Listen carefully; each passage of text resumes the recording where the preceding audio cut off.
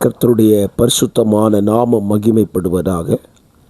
ஆசீர்வாதமான ஒரு நல்ல காலை வேளையிலையும் பாளையங்கோட்டை இந்திய தேவ சபையிலிருந்து அனுதின மன்னாவை உங்களுக்கு வெளியிடுவதில் மிகுந்த சந்தோஷம்.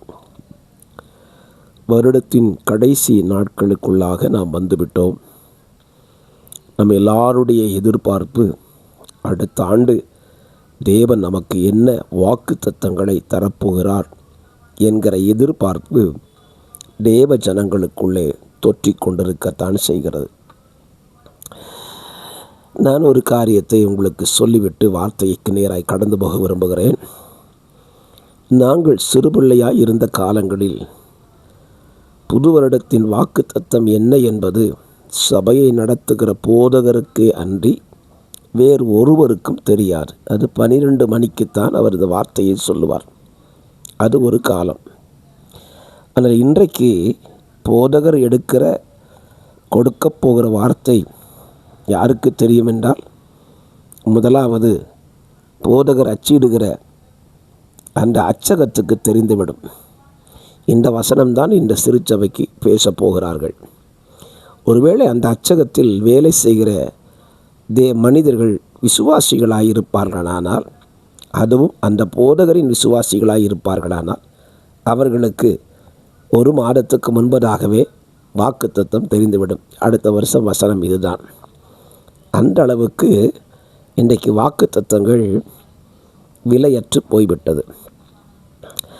நான் இன்றைக்கு உங்களோடு கூட ஒரு வார்த்தை சொல்ல விரும்புகிறேன். ஆபிரகாமிடத்தில் நான் கற்றுக்கொண்ட ஒரு வார்த்தை. ஆபிரகாமுக்கு தேவன் ஒரு வாக்குத்தத்தத்தை கொடுத்தார். ஆதியாகமம் 15 அவனை வெளியே அழைத்து, வானத்தின் நட்சத்திரங்களை எண்ணக்கூடுமானால் எண்ணு, உன்னுடைய சந்ததி இவ்வண்ணமாயிருக்கும் என்று சொல்லி அவனுக்கு வாக்கு கொடுத்தார். இந்த வாக்குத்தத்தத்தை பெற்றுக்கொண்ட ஆபிரகாம் அதை விசுவாசித்தான். அதை அவனுக்கு கர்த்தர் நீதியாக எண்ணினாராம். சரி, இப்போ இந்த வாக்குத்தத்தம் கொடுக்கப்பட்ட உடனே ஆபிரகாமுடைய வாழ்க்கையில் அந்த வாக்குத்தத்தம் நிறைவேறவில்லை. வாக்குத்தத்தம் கொடுக்கப்பட்ட நாட்கள் என்றால் ஏகதேசம் என் அறிவின்படி சொல்லுகிறேன், ஒரு 77 வயது அல்லது 78 வயது இருக்கலாம். கொடுக்கப்பட்ட வாக்குத்தத்தத்தின் நிறைவேறுதலை ஆபிரகாம் உடனே பெற்றுக்கொள்ளவில்லை. ஆனால் ஆபிரகாமிடத்தில் நான் கற்றுக்கொண்ட காரியம் என்ன என்றால், என் சந்ததி இவ்வளமாய் பெருக வேண்டுமானால் இப்பொழுது எனக்கு ஒரு சந்ததி வேண்டும்.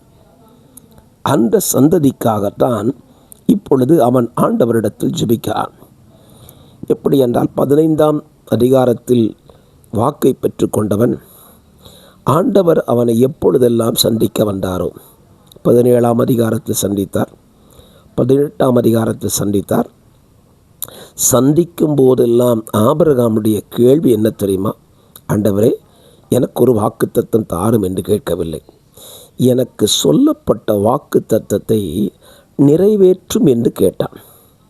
அப்படியானால் நமக்கு தேவன் ஒரு வாக்கை கொடுத்திருப்பாரானால் அது நிறைவேறும் வரைக்கும் அவரை நாம் சந்திக்கும் பொழுதெல்லாம் அல்லது நாம் அவரை சந்திக்கும் பொழுதெல்லாம் அதை குறித்து அவரிடத்தில் பேசுவோம். அந்த வாக்குத்தத்தம் நிறைவேறுகிற வரைக்கும் ஆபிரகாம் அவரை விடவில்லை. 21ஆம் அதிகாரத்தில் அந்த வாக்குத்தத்தம் நிறைவேறினது. அதற்கு பின்பு ஆபிரகாம் ஆண்டவரிடத்தில் எனக்கு ஒரு சந்ததியை தாரும் என்று கேட்கவில்லை. ஆம், என்னை கேட்கிற கர்த்தருடைய பிள்ளைகளே, வருடங்கள் கடந்து போகலாம், வாக்குத்தத்தங்கள் நம் வாழ்க்கையை விட்டு கடந்து போகாது. நாம் பெற்றுக்கொண்டிருக்கிற வார்த்தையை நம்மில் அவர் நிறைவேற்றும் வரைக்கும் அவரிடத்தில் கேட்போம். கேளுங்கள், அப்பொழுது உங்களுக்கு கொடுக்கப்படும் என்று சொன்னார் அல்லவா? ஆகவே ஒருவேளை இந்த வருஷம் உங்களுக்கு கிடைத்த வாக்குத்தத்தங்கள் நிறைவேறாமல் இருந்திருக்கலாம். விடாதிருங்கள். இனியும் வருகிற ஆண்டிலே அதே வசனத்தை பிடித்து கொண்டு கேளுங்கள். இதை நிறைவேற்றும் வரை உம்மை விடமாட்டேன். யாக்கோபு ஜெபித்தான் அல்லவா?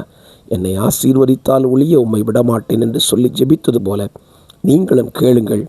வருகிற ஆண்டு வாக்குத்தத்தங்களை நிறைவேறுகிற ஆண்டாக உங்கள் வாழ்க்கையிலே ஆண்டவர் மாற்றித் தரட்டும். பரிசுத்த பிதாவே, இந்த வார்த்தையின்படி உம்முடைய பிள்ளைகளை ஆசீர்வதியும்.